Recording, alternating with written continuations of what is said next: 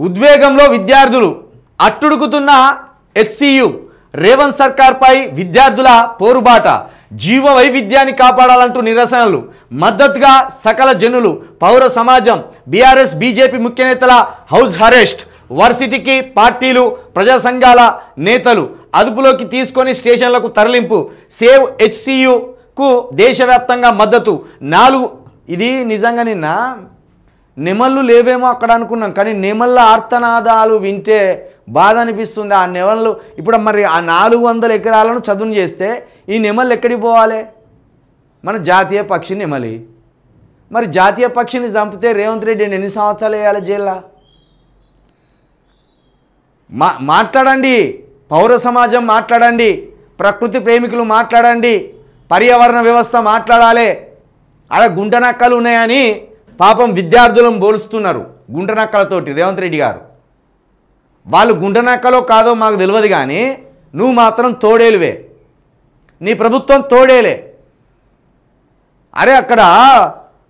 నేనేదో కావాల్సుకొని బీఆర్ఎస్ వాళ్ళు అక్కడ నెమలి ఉన్నదని అల్లుతుండలేమో అనుకున్నా కాదు అక్కడ 100% నెమళ్ళు ఉన్నాయి అక్కడ 100% నెమళ్ళు ఉన్నాయి వాటి ఆర్తనాదాలు మామూలుగా లేవు అసలు రేవంత్ రెడ్డి గారు అక్కడ ఉన్న జీవజాలాన్ని జంతుజాలాన్ని ఎక్కడికి షిఫ్ట్ చేసే పని చేస్తున్నారు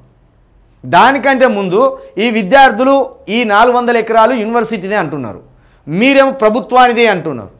ఈ పంచాయతీ తెంపే పెద్ద మనిషి ఎవరు ఇప్పుడు మామూలుగా సకల జనులు మద్దతు ఇస్తున్నారు నిన్న పోయిన్లు చాలా పార్టీలు పోయినాయి వీసీకే పార్టీ పోయింది బీఆర్ఎస్ పార్టీ పోయింది బీజేపీ పార్టీ పోయింది ఇంకా చిన్న చితక పార్టీలు చాలా పోయినాయి అయితే ఇక్కడ బీజేపీ పోవడానికి ఒక స్టాండ్ ఉన్నది ఇది సెంట్రలైజ్డ్ ఇష్యూ ఇది సెంట్రల్ యూనివర్సిటీ కదా దేశవ్యాప్తంగా దీని మీద చర్చ జరుగుతుంది కాబట్టి మన పార్టీ ఇక్కడ ప్రతిపక్ష పార్టీ పాత్ర పోషించకపోతే అది మనకు చెడ్డ పేరు వస్తుందని ఉట్టిన నిన్న బండి సంజయ్ గారు రఘునందన్ రావు గారు వీళ్ళందరూ ఉరికిళ్ళు అక్కడ మామూలుగా అయితే రాష్ట్ర సమస్యల మీద ఎక్కడ మాట్లాడరు వాళ్ళు బెల్లం కొట్టిన రాయిలు ఎక్కువ ఉంటారు కాబట్టి నేను అక్కడికి ఉట్టిన ఉరికిళ్ళు ఇక అదుపులోకి తీసుకున్నారు ఈ పిల్లల్ని ఈ హెచ్సియు పిల్లల్ని అదుపులోకి తీసుకున్నారు మరి వీళ్ళేమో సేవ్ హెచ్సియు అని దేశవ్యాప్తంగా మద్దతు కోరుతున్నారు మీరు ఇంకా చూడండి ఇంకొక రోజో 2 రోజులో చూడండి ఇది ఇక్కడ సమస్య పరిష్కారం అయ్యేది కాదు ఇక్కడ ఎందుకంటే బీఆర్ఎస్ లీడర్లు తరచుగా పోతే బీఆర్ఎస్ లీడర్ల మీద నెపం నెట్టేసి బీఆర్ఎస్ లీడర్లు బిర్యానీ పొట్టాలు ఇచ్చి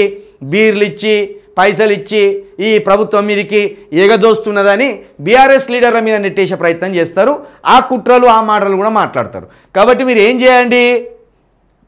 డైరెక్టు రాహుల్ గాంధీ ఇంటికి పోయింది రాహుల్ గాంధీ ఇంటికి పోయి మీకు గోస చెప్పాలి ఈ చదువులు చదవకుండా రోడ్ల మీదకి వచ్చి ఆ భూములు ఆగం చేస్తున్నది ఎవరు అనేది మీరు పోయి అక్కడ మోదీ గారికిను రాహుల్ గాంధీ గారికి చెప్తే కానీ ఇక్కడున్న సర్కారుకు బుద్ధి రాదు ఇక్కడున్న మంత్రులకు బుద్ధి రాదు